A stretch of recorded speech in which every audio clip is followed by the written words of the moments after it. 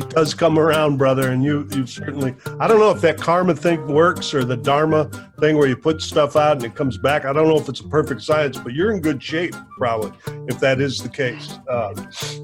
It's the only thing that I can it's like that Occam's razor deal when nothing really makes sense. The simplest answer is usually the correct one. Yeah. Occam's razor? I bet you don't even know what the fuck that is. Look at that. He does. Even Wes, as you and I make things so complicated, Wes, we would never want to hear Occam's razor.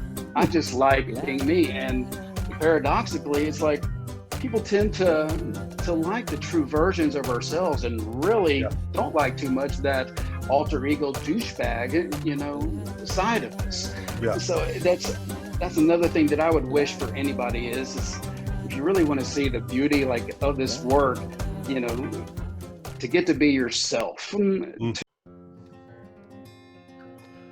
Hello there, and welcome to the Recovery Crew at Deepwater's Recovery Programs. I'm Dr. Bob Baer. Welcome back. And today we have a guest, Cole Shiflet. He was on here last week. He told his story. And this week he is going to do a master class on Step 10. It's a lot of fun. Step 10 is the part of the 12 steps where we do our lives on a regular basis. We look at ourselves and we have a program of trying to keep our lives together, right? It's not just a one-shot deal. It's a lifelong commitment. And there's particular tools involved with it that Cole knows a lot about. So it'll be educational and a lot of fun. He's a really cool dude. If you listen to last week's podcast, he's been there and back.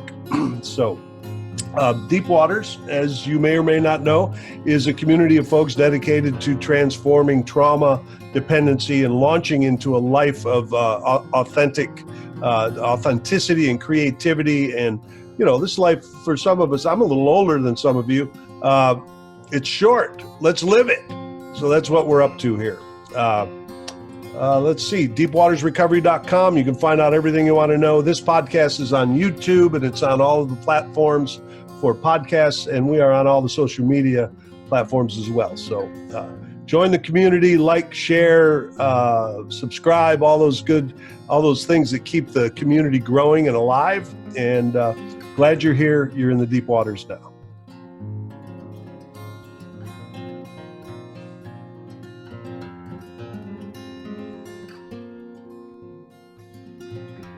All right, here we are back at the Recovery Crew, and what is that you're holding in front of you? Oh, that's a mic. Wes is very good at this podcast stuff. Look at the quality of the camera and the microphone, and just looks so good. In fact, he doesn't look that good, honestly. But on here, look at him. Hi, Wes. Wonderful. Hi, Dr. Bob. Thank you for Wes. That very nice introduction. Let's say that again. I said, hi, Dr. Bob. Thank you for that very nice introduction. It was sort of underhanded affirmation, wasn't it? I feel welcome. Anyway, I'll give the overhanded one now. Wes is our co-host, has agreed to be kind of a producer and our co-host and help us brush this thing up. He's been doing podcasts for a long time and has launched into recovery in a way that has an interesting connection to our guest today, because actually our guest is the guy that started the treatment center that Wes went through. So we really didn't figure that out until last week when Cole Shiflet was here to tell his story. And this week we have him on here to talk about Step 10, continue to take personal inventory. And it's a really important part of the step process, because it reflects the ongoing nature of this thing, as opposed to just like taking a pill and it's over, or going to a program and it's over. No, we got to live this thing throughout our life. Cole, we were just talking about that before we started the podcast, about how this is a lifelong deal. But anyway, Cole, welcome here, brother. Thanks for having me again, guys. It's good to be here. Hey, Cole. Right, so we're gonna. The last time we had Cole on here, I gave his bio. and he was embarrassed by it, but I'll do another version of it. He was a golf pro. He was one of those superstar athlete types with a lot of low self-esteem that he overcame by being a superstar at certain shit. And then there was a lot of legal disasters and beautiful messes. So when he helps other people in this business or in this in the world of recovery, he's like talking from the heart of someone who knows what it's like to create horror through addiction. For some people, that wouldn't seem like a thing to put on your bio, but for those of us that know what it takes to recover from addiction, it's the only thing that works is to talk to another person who's been there. The only thing. They found that out back in 1935, and a little therapy is not bad. Maybe you could take a pill every once in a while. I don't know about that shit, but what I know is I'm alive because of guys like Cole who are always there. The hand of AA or the hand of 12-step recovery is always there for those of us that are committed to this process. And he's won a bunch of awards. I just got goosebumps thinking about brother. that. Yeah, certainly the same for me. Those guys that were there for me. We used to get goosebumps on the way to the dealers. But that didn't last very long. It was pretty superficial and counterfeit. But this is the real deal. And grateful to be on this path with both of you men. Cole has won a lot of awards. It's really tricky to win awards in this world where we're supposed to be anonymous and that shit. So maybe you'll even talk about that. But really grateful to have a really humble superstar on here, Cole. Glad you're here. So we're going to make this, this is number 10 actually in a series of step studies really. I'm getting the guys that really know about this stuff on here every month to speak to the steps. So our listeners can go through and actually make it a step study for themselves if they want to just go and listen to steps 1 through 12. So step 10, again, is continued to take personal inventory, and when we were wrong, promptly admitted it. Actually, it's a hard sentence to say. So it's continued to take personal inventory, and when we were wrong, you have to really try to say, when we were wrong. That's three. That's 3 W's in a row. Yeah. Actually, I had an old-timer in a meeting one time say that he heard a guy, and this actually happened, he heard a guy say that for like a year of his first recovery, he thought it was saying, and when we were wrong, probably admitted it. When we were wrong, probably admitted it. But that's better than nothing. At least there's chance in there. Yeah, there's a chance. Probably, maybe I'll admit my side of the street. Shit. But I'm telling you, it's not an easy task. That's why it's the 10th step and not the first step, right? So let me just do my brief overview of this. So we come in the program, our life's a mess and unmanageable, and we are in enough pain to surrender. That's step 1. All right? It takes a while. It took me a lot of years to get there. Step 2 is we start wondering, with support, is there a possibility that I could transcend this? And we don't even make a decision yet. We just explore it, right? We agnostics. We look at other people's stories about whether they were able to find a higher power and whether that's just hokey bullshit or whatever it is. Then, after we've done the work, we make a decision to start turning over our lives to this weird, mysterious, nobody can explain it power. And then steps 4 and 5 are kind of the central part of this thing that most of the world never gets to, which is looking at themselves, because we're too busy pointing our finger at all the bad shit outside of us that's causing our problems, which is, we find out later, is pretty delusional. And even if some of it's true, it's not useful to stay focused on it. So we look at our character, we call it character defects. Carl Jung would call it our shadow that's been formed by all of this acting out. Some of it's from our trauma, but we don't blame our recovery on it.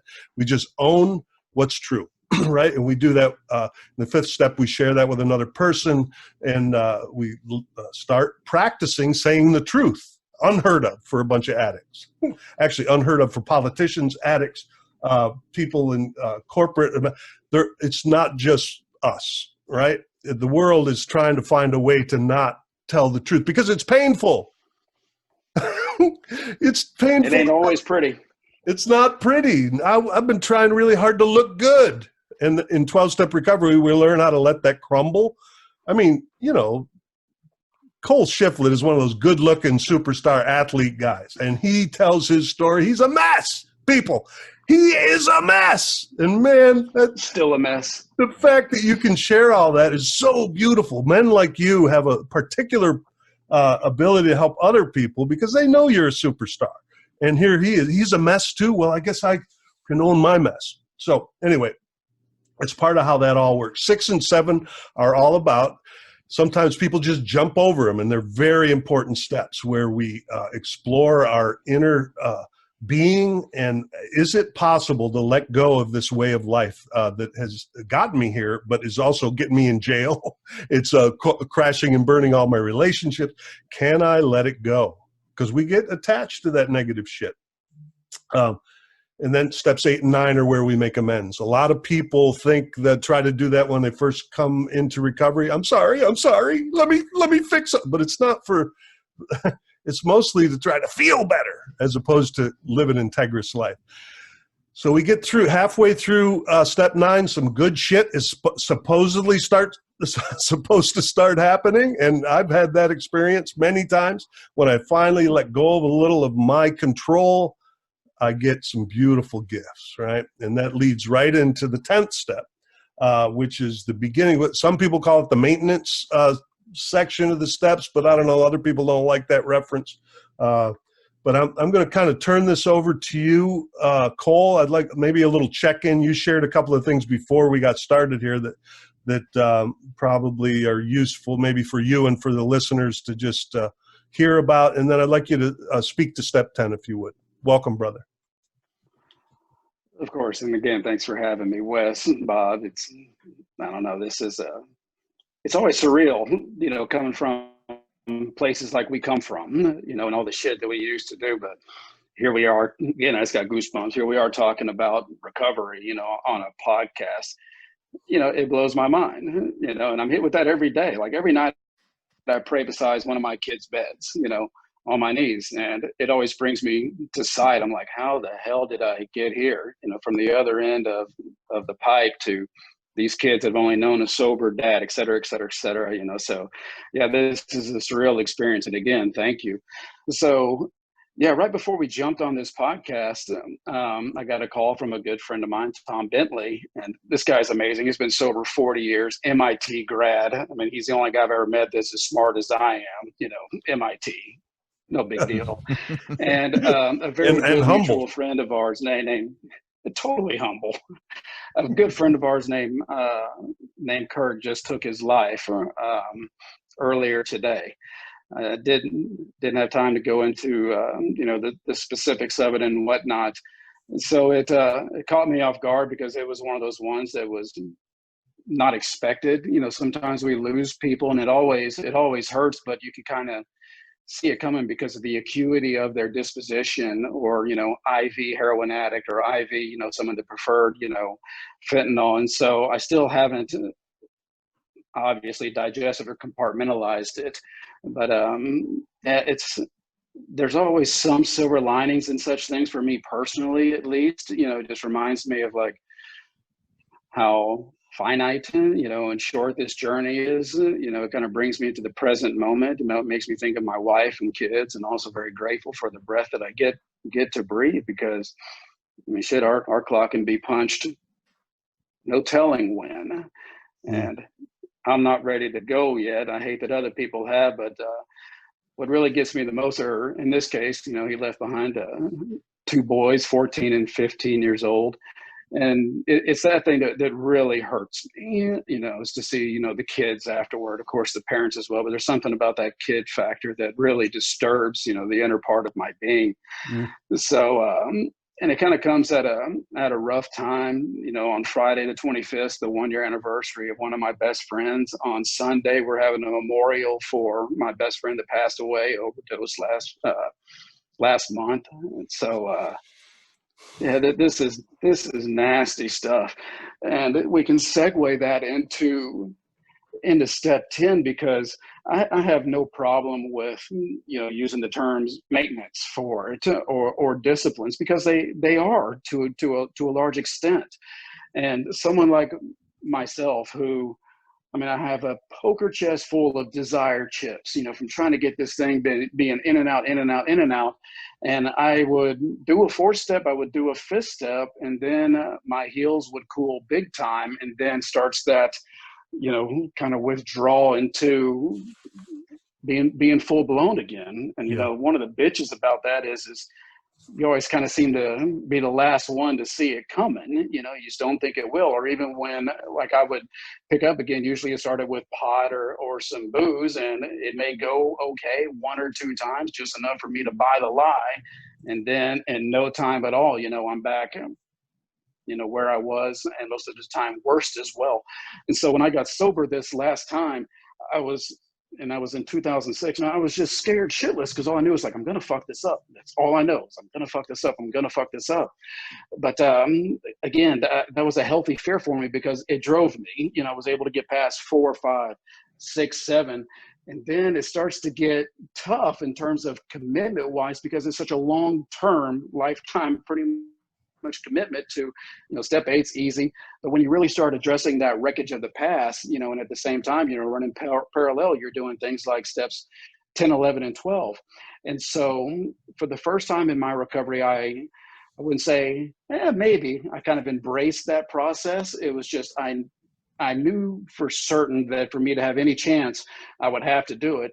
And kind of like you kind of alluded to, Bob, on whatever this, Dr. Bob, whatever this stuff is, it's like, I don't know if I fully believe yet that in doing this, it's going to save my ass. But in doing it, my ass continued to get saved, day by day, week by week, month by month.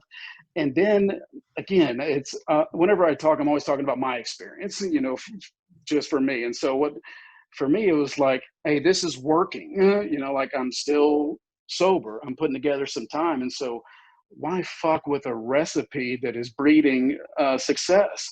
But behind that also was a whole lot of fear, and also just profound, respect for addiction. I just knew that it can get me at any given time. And I was worried that even in, submersing myself in this process, in amends, in the disciplines, it would still get me. But kind of like how, the book says, you kind of reach this position of neutrality, safe and protected. And it took me probably 2 years before I started to really trust and have faith in this process, that if I keep doing what brought me thus far, it'll probably keep working. And so I've stuck to that. And especially when, you're confronted with these tragic events of losing people that are close to you, it just kind of makes you recheck. It makes me recheck myself, and hey, where am I? What am I doing to protect myself, my family, my sobriety, etc. I don't know if step 10 is really given kind of enough credit, as it deserves, because when we do steps, 4 and 5, it really, in my opinion, kind of hollows out gets all the plaque, out of this pipeline. And we're able to kind of get in touch with this power, whatever you want to call it. And it is through those maintenance steps, those discipline steps for me, to where I'm able to basically, like, sit in a dentist chair and kind of keep that thing clean, and to not, let it get intruded by things like resentment, self-pity, fear, etc. And eventually for me, it's just become kind of a second nature.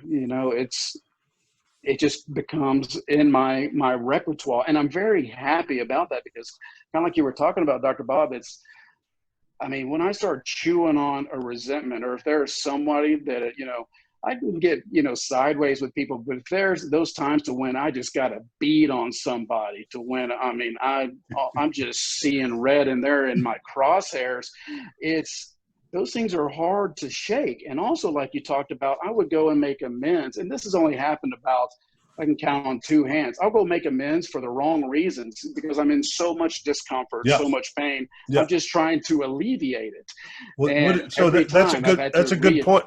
That's a good point. Say something about that. So it's not necessarily just about us trying to relieve our discomfort because we're pissed off or did some bad shit and we want to go make amends. What is the reason? I know we're backing up to step 9 really with this, but not really. It bleeds into step 10. What are we doing amends for? What is the purpose of amends? It's, yeah. I think, beneath it all, and it's not the principle that is tied to it, but there's so much humility, in that amends process, because I like to be right. I like to look good. I don't like, admitting that I was wrong or somebody else was right, but it's not about that. It's about being humble enough to admit when you were wrong, and not even when, it goes so many different directions. Maybe it's not something that you were right, or wrong about, but it shows itself in a million different ways, whether if it's, you were talking, behind somebody's back, or you did something that was a dishonest deed, and then you go back and address it, because I think it's two things. For one, I don't like having that stuff, on my conscience, and as self-fulfilling as it can be to just want to piss and moan and cast venom at someone, the truth is that it doesn't feel good. In fact, it feels really bad, and it's a very powerful feeling. Like when I get that mad, I feel like I can move mountains, and it's not a healthy thing, at all, because there is no pipeline at that point. Everything is just lasered in singularly towards this person, or whatever it is. And so then it's my responsibility to do what I have to do to get on the other side of it. And the beautiful thing is that I never seem to give it enough credit to like, I'm not going to get, relief from this or whatever. But 9 times out of 10, I get huge relief to it. And that 1 time out of 10 that I didn't get relief from it, I can go back and revisit that process to get back in touch with that energy, that force, whatever it is. Like we were just talking about, I can make an amends towards an individual, and I'm just trying to alleviate the pain, but it doesn't really work. And I'll find myself still stewing over this individual. But when some time passes and I'm able to revisit it, it's like, I know that my motive is correct, because I'm not focused on that person anymore in terms of being mad. Like I'm over it, and I'm coming in the spirit of humility and being genuine. My motive is not about me, it's about righting the wrong. It's the lens is correct. And then that 1 time out of 10 becomes 10 times out of 10. I like that. Were you going to say something, Wes? Go for it. No, I mean, okay. I was going to say it's exactly what Cole was saying. It's just it's blocking God and it just unclogging those blocks when you do that kind of thing to get you reconnected. So and I like that idea. When I'm pissed off, I can move a mountain, and we're told that that's good. But what the hell are we moving mountains for? Just leave them alone. Shit.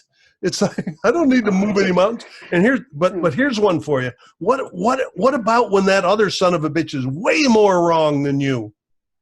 I mean, that's a great question, and it's actually something that I'm very proud of, like personally, and I would wish this for anybody, because I think it's such a wonderful asset, and that's when you do the things that I've done in my life before I got sober, the people I screwed over, the crimes I committed, etc. It's like I've lost the ground to judge, and I'm almost second nature. I realize that it's like, who the fuck am I to judge? Not only that, but because the way I look at it, because I've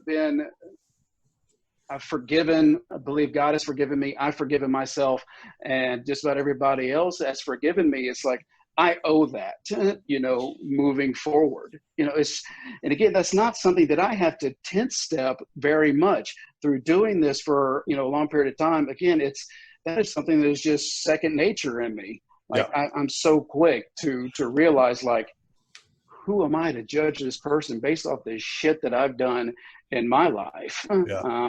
Well, you call it, and I love that I'm able to look at things that way. Well, you call it principle-based living, which that's probably some AA reference or something that I'm carefully missed, or maybe that's a Cole Shiflet wisdom. We don't know.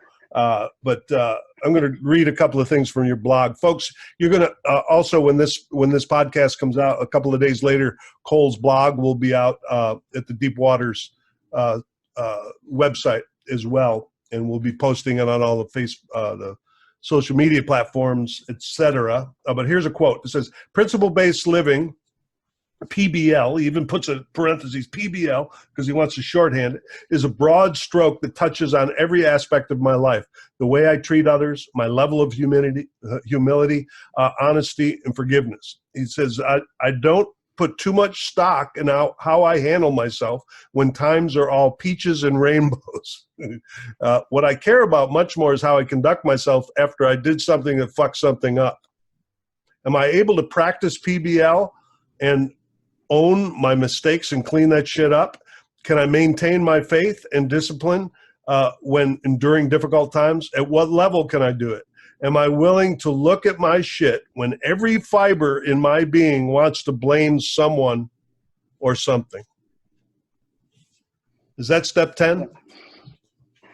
It's step 10, and it's also step 12, because, people, in my opinion, people always associate 12-step with service work, sponsorship, etc. And I really don't think that second part of step 12 is given enough credit in terms of the necessity of it moving forward, which practice these principles in all of our affairs. It's like when you go to meetings and I hear 12-step stuff, it's not really about that. It's always about the service, the sponsorship, and all that. But I think that is such an important, I think it's a vital piece of how you conduct yourself, how you do your best to live up to those principles, even when you fall short of it, which is usually the case. How do you piggyback that, and come around? That's, along with step 10, that's what I think is kind of maintenance of that spiritual condition, to where you keep farming it, you keep fertilizing it, and it becomes easier to do those things. Again, they just kind of become part of you, or at least they become part of me. And so it's not like I get more spiritually fit, more in touch, as time goes on. That's not the case, at least for me. I'm able to sustain this and enjoy these extreme highs, and also get through, more importantly, or just as much, to get through, as the book says, there will be difficult times ahead, trudge the road of happy destiny. Man, it couldn't be more true, because life is tough on anybody, and it serves up shit sandwiches all the time. And through doing this, that's one of the most important things for me, is that in doing these things, you're able to get through that, even when it's a long period of uncomfortability, to see it through to the other side. And in that, my life continues to grow. More importantly, I'm able to experience, the fruits and the beauty of life, my kids, etc., watch them grow without taking, a million steps backwards by picking up again and then just tearing it all down, worse than before. It's able to enjoy the good times more, and also able to get through those ungodly difficult times. Right. So it's a program that you've ingested, right? And you practice it enough. Now it's a little bit like taking a breath when we're upset. You have to practice doing that, because I used to just take more actions when I was in distress. And now I've learned, practice enough, I can take a breath before I launch into my shit, right? These maintenance steps takes practice. Now, Wes resisted this stuff for a long time. He went through your program, and he's really working the steps. When we say working the steps, what that means is getting a sponsor and doing what you're told, which is, Wes and I are, all three of us are tough guys, smart guys. We don't do what we're told naturally. It does not come naturally. So Wes is a little bit at the beginning of this. Told what to do. I hate it. Wes is a little bit at the beginning of this process, but he's probably in the maintenance area. Wes, why don't you ask Cole a couple of questions about how to pull off this inventory stuff and all that? Well, yeah, I know, especially at TLR where, I was, the going through the steps that required a lot of action, the fourth and the fifth and stuff that was, you were deep into it. Once you got out of that everything was kind of like, oh, now I'm done. But they really stress the 10 step at TLR. And it's really important, I think, at least for me, especially because, after you do the fifth step, you feel a lot of relief and you feel like, oh, now I can relax. Now I can, sit back and, not do as much. But that's when, this shit starts creeping in, when the holes start, getting in your head, and then the addiction fills those holes. So, like you're talking about, maintaining doing this stuff has been extremely important for me. And I think anyone, fresh out of rehab, especially, so that the addiction doesn't fill those holes, even if it's just, keeping busy, whatever it is. So yeah, and I've experienced, these lulls, and I'm only, not even just over 3 months. So, do you have any advice for someone that is maybe fresh out, that is experiencing that kind of like, oh, I kind of felt the deep connection and really did a bunch of work, but and sometimes I don't want to bother people with a 10 step. I feel like I'm inconveniencing someone if I call them, getting over those kind of hurdles that people might have, to continue this work. Well, I mean, I think that's a tough one, because when I think about scenarios like that, I always kind of think about myself, and kind of like we were talking about a second ago, and that's, I hate being told what to do, probably more than anything, in this thing. Like, I will, if somebody tells me what to do, especially if I didn't solicit their advice or opinion, we're done. I'm just like, fuck you. And I can even act out of spite. And also, I don't learn, things too easily. It seems like experience is the best teacher, in the world for me. Somebody can tell me they're blue in the face, like, I'm worried about you, or watch out.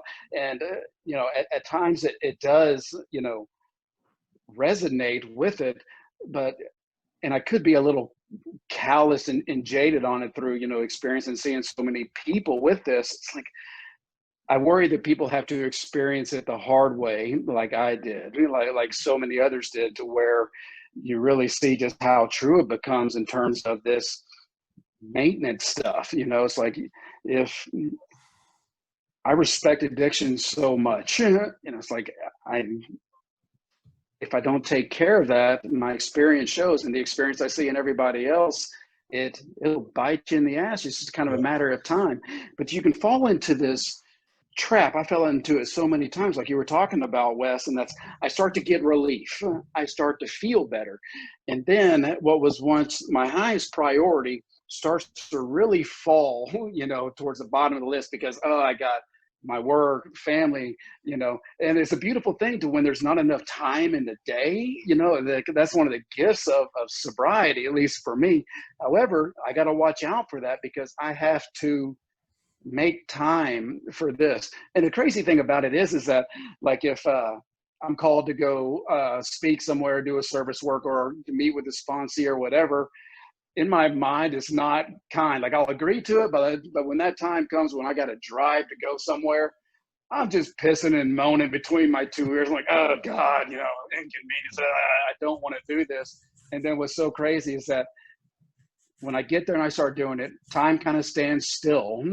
Like, I get very present, which is huge medicine for me. Is when I have that break and I am there, I'm not thinking about anything else. And then when I leave that commitment, whatever it is, I'm just on fire. And I know it's like, man, I needed that more than anything. And then I go home and I'm a better husband. I'm a better father. I'm seeing things more clearly. It's like, it gives me the biggest benefit, and look at it from a medicine wise, as anything else. But what's crazy is that I fight that medicine like the plague. It's just like, I don't want to do it. But this is what I think is kind of the difference, is that I still go. I still do it. Mm-hmm. I still go. And then, even when I'm pissing and moan, I'm going there and be like, I know I'm going to feel good afterwards and all that. I can still piss and moan until I do it and I get done. And then I just experience all the benefits of it. I'm just like, thank God I did this. Thank God for this program. Yeah. It's just music to my I would wish for anybody to stay on this path. And I think we do people a big a huge favor by just kind of telling them our experience, and also kind of leading by example on the ways that, that we do, because the truth about the relapse rates is that they're absolutely appalling. It's just a fact. And so if we can demonstrate through our actions, especially just the way that we, treat people, if they do fall off, we can have this resemblance of trust in this relationship to where they can call us, and check in with us, and it kind of brings them back in, and then they have more experience where they can do better, moving forward. My wish is that it didn't have to come to that, nearly as much as it did, and people would do this thing and take off. There's nothing cooler when somebody comes into AA or treatment, they just knock it out of the park. Yeah. It bothers me that is not usually the case. Yeah. So I once heard go ahead, Wes. I once heard a guy speaking. I don't know. He was actually like a exercise guy or a workout guy. And he was talking about, how hard it is to go to the gym and get your workout in. And he was saying, even if you don't go to the gym and work out, just go to the gym, go sit there, go read a book, just get to the gym, get in the process of driving there, just getting there. And eventually you can, work your way up to, hopping on the treadmill, doing that stuff. It's just a matter of taking the action to, be in it, first, and have the willingness to just get there. And that makes you feel good, like you were saying. So it's progress, not perfection, right? At least you're absolutely. And at least in doing that, you're putting yourself kind of in that circle, as opposed to just not doing it. Working out, I think, is the best way to look at recovery, 12-step, recovery. And that's, you can go to the gym, you can build up, you can get strong. But as soon as I stop doing it, and all that, I'm going to recidivize. It's going to be harder to go back because it hurts like hell and I'm not into it. I'm not as strong as I was. But if I go there consistently, it becomes habitual. And also, I like the results produced, and I continue to stay in good shape. That is the simplest way I think you can look at recovery, and the action, part of it is that to maintain it, to grow it, you have to pay the price of admission. And I think that's have to do it. I think that recidivize. When I heard you say recidivize, I knew I got to intervene on that. That's a big word. That's too large of a word for this podcast. We can't tolerate that sort of language. Go backwards, right? Yeah, look, something like that. I saw it in the movie. I don't know what it means. So let's get back to. I'm just kidding. So, but I do want to poke at this. So here's one of my pet peeves in recovery. Always has been. It's like a philosophy.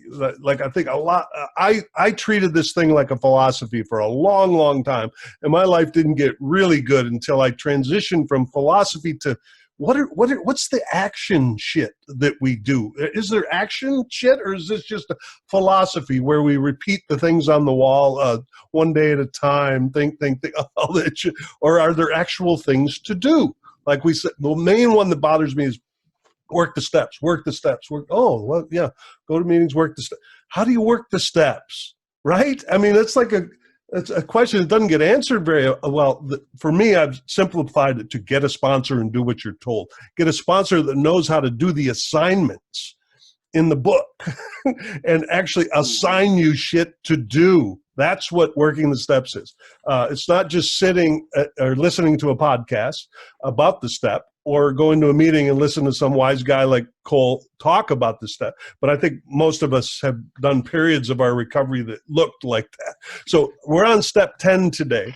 And I don't know if I can make you do this or not, Cole, but I'm going to say a couple of things about inventory. We say that word all the time. People that aren't, there's people listening to this that aren't in recovery, don't really know what we mean by that. It's just sort of a shorthand for a particular process, right, that is outlined in the book. And it's described as an accurate self-appraisal. I wrote something, we're not used to doing this, and it takes practice. The spot check and nightlies, being thorough with the spot, all those kind of things. I'd like you to try to lean into what are the actual things that we do when we're doing the 10th step.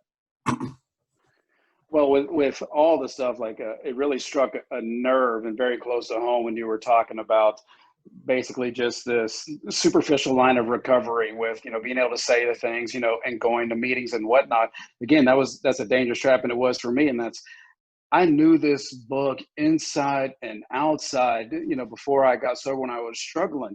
But and people, there's some people that are amazing in talking about the book, reciting lines, and page numbers and all that. And I was that guy and do it. But you know what? That's just memorization. That's all it is. It's a whole nother thing to when I do those things. And that was kind of a foreign concept to me, and also kind of made me believe that like, oh, I've done this before, it's not going to work. Well, the truth is, no, I knew it before, I could spout it and all that, but I didn't do it. And I think underneath that was lack of humility. The ego loves sounding cool and spitting off all this stuff, from the big book and all that. But when I got my ass kicked, enough, and sufficiently, I do these things. And I like to think that I do it with this sense of humility, which I think is key. And that's, what is my motive when I speak? What is my motive when I do something? Am I doing it to look good, to ego stroke, so I can say, oh, hey, I have 20 sponsees, and all that? If I'm sitting there just stroking my ego, not only am I not going to get the results of the beauty of this work, but again, I'll use that word again, I can recidivize, behind that. Yeah. And so the 10th step, for me, the 10th step goes way outside just a nightly kind of review. It's nightly. If I'm not aware of it during the days and all that, a spot check inventory, is great. But the more that I can practice it, again, principle-based living throughout the day, the easier the days are, and the better it gets. Yeah. Because if I'm not careful, I can lose sight of so many things in terms of, especially like, where was I, in fear today, all these things that I, fell short on today, be honest about, what, today I was not a contributor to the beauty of life, packing in the good things in the stream. In fact, I took hostages today. I was not too nice to people, or when I got home, I was grouchy to my wife and kids, et cetera. And if I go too long without checking myself and looking at that, then it stops being objectionable to me, to where it's okay because I'm still sober, but I'm not doing those things. And again, then it starts that slow roll back into me just getting really, really sick. And again, that's where experience comes into play for me, is that I know that. So I'm able to check myself a lot better. And that's one of the problems with trying to do a basic podcast on the step from a basic perspective. When you're talking to a guy like Cole, who has made this just part of his life, it's like casual to. But I just want to let the listeners know that there's a very specific process. Step 10 is kind of a short version of step 5. It has to do with making a list of our fears and our how whatever has happened that's upset us has affected our self-esteem, our financial ability. There's a little list actually in the text that helps us go through that. So it's not just a philosophy. Oh, I'm a bad person, I don't feel good about it, so I'll get to a meeting. That's not what it is. And that's why you have to have a sponsor that's been around a while to lead you through this process. Would you agree, Cole? I would, and I'm so grateful because I've had the most incredible mentors, ever since I started this journey, in recovery, really back, about the, turn of the millennium, even though I failed, a lot going into there, but I always had the correct message, these people, led by example. And it's in doing those things, let's say like an inventory, looking at all these areas of self. Again, I always get the medicine that turns out that I covet, more than anything, maintains my humility, my sobriety, the list goes on and on and on. And again, it's so paradoxical because it's the last thing that I often want to do, is again, deprive myself, of that relief. Now, I'm also kind of a fan of making things as simple as possible.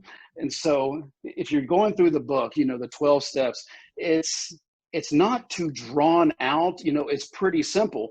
Now, I love analyzing things, and really looking into it and really doing I really learned a lot from doing this, writing this dissertation on, inventory, on 4-step, when I was, in treatment, and really dissecting each step. However, I got to be careful to not get so caught up in the mechanics of it, but just make it in a way to where it's doable. I have a profound respect for guys like, let's say, Stephen Long, for example, who is just a machine.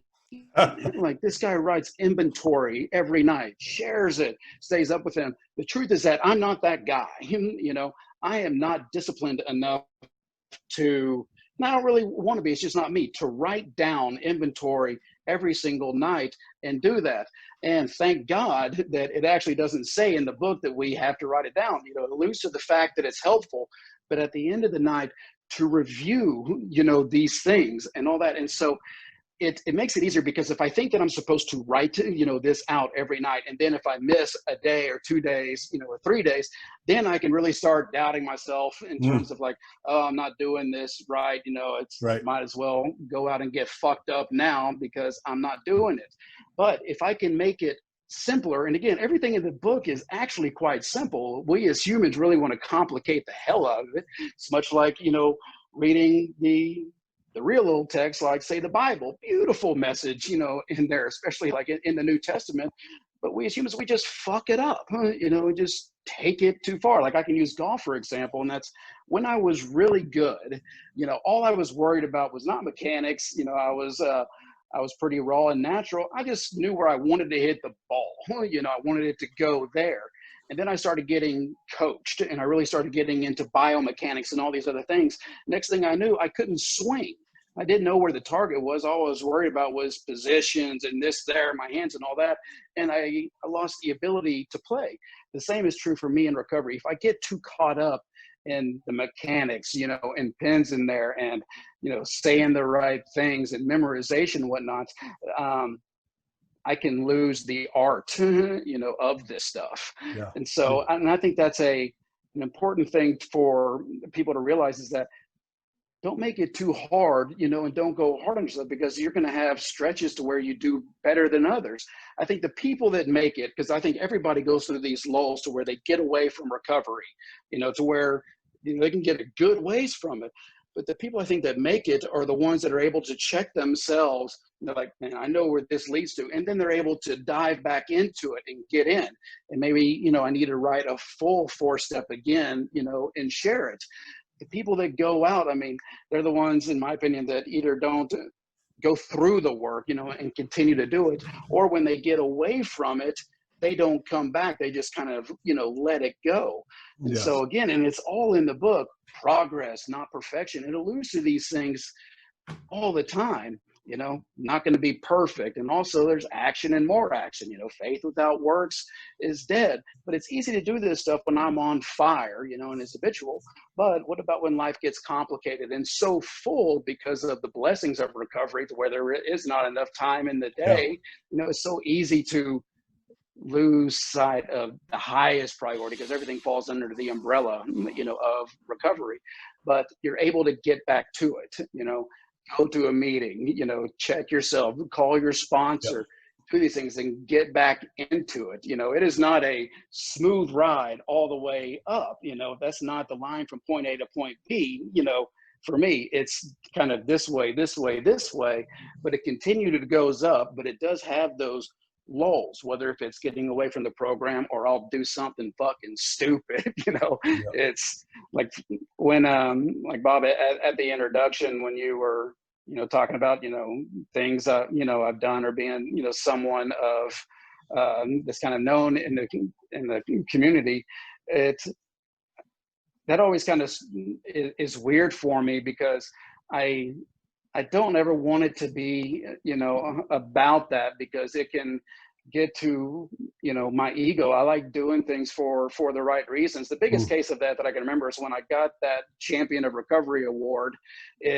I was so honored and flattered by that, because it was it was given based off peers, you know, and all that stuff. And it meant a lot to me because I'm not the kind of guy that you give an award to in terms of like being, you know, politically correct, you know, and a professional and all that. I'm pretty raw, you Yeah. know, like If you you are, want, Dr. Bob. You know, I if just kind of call it like it is. if you want proof of But that, when you can go to his website. Just get one little flash on the homepage of the website, solsticerecovery.com. Is that what it is? yeah, solsticerecovery.com or .org. Just Either for a one. little taste of how committed he is to being inappropriate, which I respect immensely.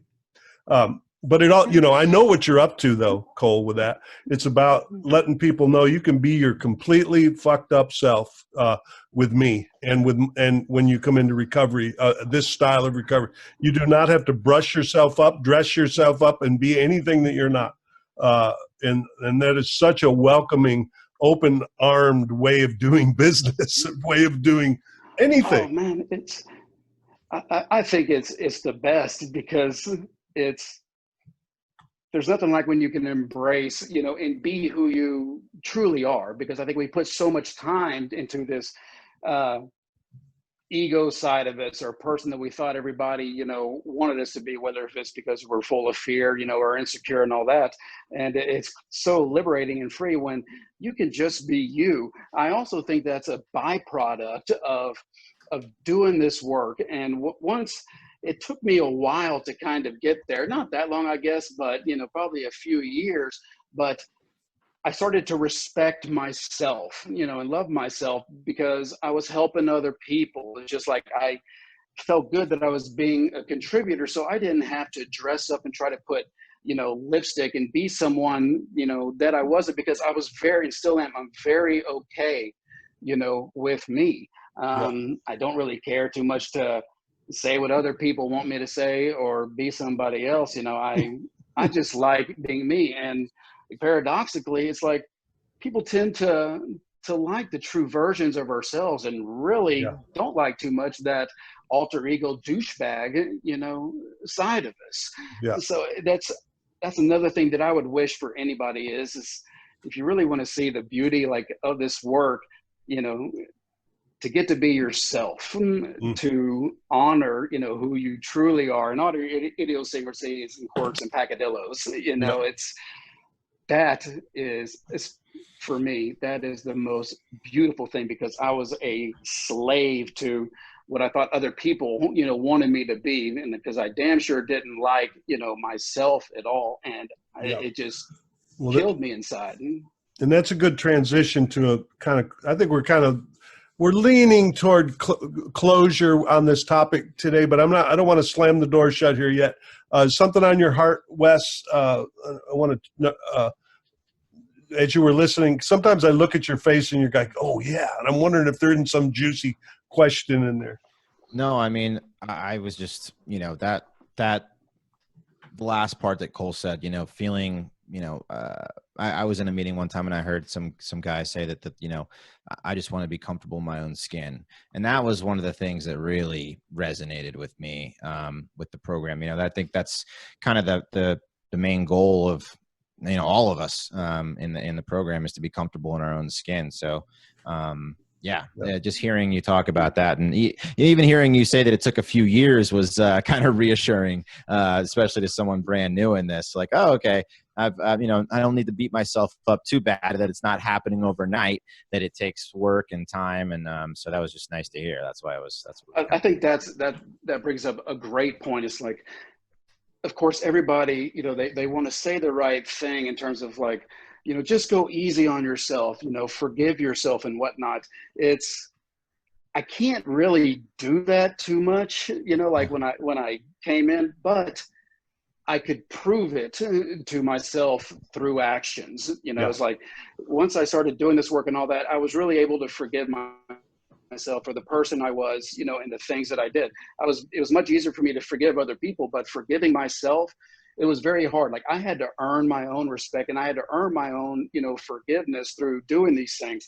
And you know, it got so much better, you know, right away, but to fully come full circle on the other side of it and find that, I love that word contentment, because That's all we want, above anything else pretty much is just to be content, satisfied with as much or as little as you have. There's a piece, and that's earned. I really think that's an earned thing. One of the quotes from the 12 and 12 around step 10 is, "We learned all of this the hard way."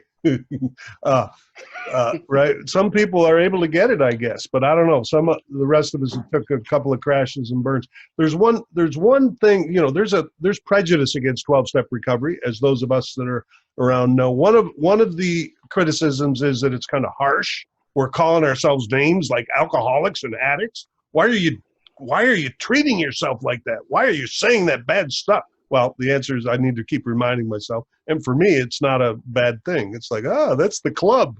That's my favorite club. But I know that from the outside, folks see that it's kind of harsh. The other thing is we're looking at our character defects, all the bad shit about yourself. Why don't you do some positive shit? Well, that is a misnomer, because that, just what you were just talking about, Cole, and we love on each other and help each other find our beauty and gentle sweetness that happens in those rooms. For me, but there, sometimes there is, we skip over some of this stuff in favor of beating up on ourselves and saying how many character defects we have and what a horrible.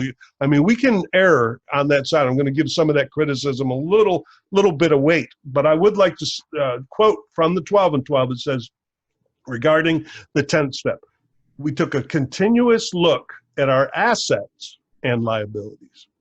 We have to do that. And I think some of us who've been through a lot of shit in our lives and finally found a place where we can be a mess, we also have to own our the good stuff. Sometimes that's even more vulnerable, like what you were just talking about. You're a superstar. You've helped so many people. You're such a good-hearted dude, but you have shame about saying it out loud. I do too. And I think to any of our listeners right now, I'm going to ask everybody to just take a breath. And maybe you could just, in your own mind's eye or in your own heart, know that there's a goodness in you. There's a goodness in us all, and we get to own that too. We can put that on our inventory. It's not just this list of horrific shit. And I want to be an advocate for that. So. I agree. It kind of goes back. You mentioned, Carl Jung, and shadow and whatnot. It's like I believe there's always that duality of good and bad, within this, the light and the darkness. When we come into recovery, that scale is so lopsided of darkness. That light is there, but it is so. It's hard to see it because the darkness is so, overwhelming. And when we embrace this process and we start doing these, we're making amends, we're turning ourselves over, we're doing these disciplines, the scales start to, balance out. And then if we keep going, next thing you know, the light is the one that's driving the boat as opposed to the darkness. The darkness is always there. It is, and sometimes it's more dark than others internally, but it's not the one that's driving the boat these days. But again, we have to earn that, which is through the actions. This is why steps 9, 10, 11, and 12 are so huge, is to keep the light shining and not get too much in the shadow, from that darkness. Again, it's an earned thing. It's always there, the good and the bad. Like I love that parable about which wolf are you going to feed? That's the one that's going to win. It's like, am I feeding my spirit or am I feeding resentments and all this other stuff? And that's really going to trickle down to the way that I treat myself and the way that I treat other people, in a positive way or a bad way, in terms of which one's driving the boat. And again, if it's light and all that, that's a byproduct of doing what I got to do to protect that part of me. It's also that's it. And it takes community, because I can't really see myself. I can only see I'm in the water of me. I don't even know I'm in the water of me. But I need guys like Wes. Wes calls me a little bit on my control stuff. I call him a little on his hiding out. He doesn't like to get on the screen and in meetings, and I've been poking at him a little. Come on, lean forward, and he's asking me to lean back a little. And we need each other to kind of to give some perspective. And I also tell Wes what a good man he is. And I'm waiting for him to bless me, but that'll be later today, probably. Maybe, yeah. If probably not. Probably not. I'm not going to wait for that because I have a life to live. But hey, Cole, what a blessing to have you on here. I feel like we could keep going forever and get some more little chunks of gold out of you, but appreciate you being here, pal. Yeah, guys, again, thank you so much for having given me the opportunity to at least share my own experience on both sides of the fence, on this deed, in the hopes that maybe someone else won't kick their ass so bad or want to go out and start embracing, and see what this 10 steps all about, as well as the other stuff. So again, this is a privilege, for me to be sitting here with you guys. So for that, I thank you. Well, yeah. Well, that was awesome. Hopefully somebody's heard this. We'll hear this. Lots of people will hear it, and maybe, they're dropping like flies. Cole, you know that better than I do. And this disease is, it's one that there really is not a clinical intervention for of any kind. And it takes heart-to-heart transformation. That's how it works. So now anybody that wants Cole to be your sponsor, he's about to give you his contact information. But I'll guarantee you call me, Cole, or Wes, and whether we're available, we'll hook you up with somebody that's available. Guaranteed. That's a commitment that we all have here. So, Cole, why don't you say how folks can get a hold of you and Solstice and all that kind of stuff? Sure. My personal phone number is 512-662-8181. If somebody wants to inquire about Solstice recovery or anything like that, that phone number is 512 it's 536-0932. We've been shut down for a while, so that number's not fresh, on my mind. And I would encourage anybody to call me, because if nothing else, I'm a pretty good resource in terms of pointing people in the right direction, just in kind of being around this community for a while. Let me know what I can do to help. SolsticeRecovery.com. All the you can be entertained at that website as well as find solutions. So to see that wise ass smile, our commercials, they're hysterical. Oh my God. Well, for some, you might even get offended. Whoever's listening, you could go really get on an adventure of being offended if you want to. That's like, I think Cole's pretty committed to that. I think what you're trying to do is upend this thing that was somehow you got to be good to be in recovery. You have to be this good little angelic person who fixed all their shit and they're nice and helping. No, we're wise ass. We're having a blast is what we're doing. And sometimes it's going to be, a little edgy. Man, I just got goosebumps again, because that's exactly why. It's to kind of break the mold and the stigmatism of this square, box, because it's so important to have fun, in this shit. Like, there's nothing, my favorite thing in the world is laughing, and doing that, with the guys. And so we not only want to embrace that individually, but we also want to get that message that it's fuck around. Don't take, stuff too seriously. Above all else, it's like, be you, that's the best thing in the world. Not what other people want you to do, or, what are you supposed to say as a professional, in this stuff. Be you. Yep, we absolutely insist on enjoying life. It took me 20 years in recovery to find that in the big book. All right, so here we are. Nicole is our program manager of Deepwater's recovery programs, who are based on a lot of the same philosophy that Cole is running at Solstice. We dig a little deeper in, or we've made a big commitment around healing trauma underneath as a relapse prevention opportunity too. And I know you do some of that work out there. You got Ryan English on point out there, and he's a healer among healers. But anyway, Nicole, are you there? Can you say how folks can get in touch with us? Yeah, absolutely. Thanks, Bob. Cole, I looked at your website. That's my favorite recovery mission statement I think I've seen. It's definitely entertaining. I'm very proud of that one. Deepwaters would love to hear from you. Our website is deepwatersrecovery.com. We post weekly blogs from our community. This podcast comes out weekly, and you can follow us on all the social media sites: Instagram, Facebook, LinkedIn, YouTube. If you have any questions about the program, comments, or if you want to be part of the podcast, please reach out. Our number is 512-677-7847, or you can email me directly at admin@deepwatersrecovery.com. That's admin@deepwatersrecovery.com. All right. Thanks, Nicole. We're a couple of things. We're this podcast, and we are a 10-hour per week healing program that includes recover, heal, and launch. And if you want to know more about that, you can go to our website, deepwatersrecovery.com.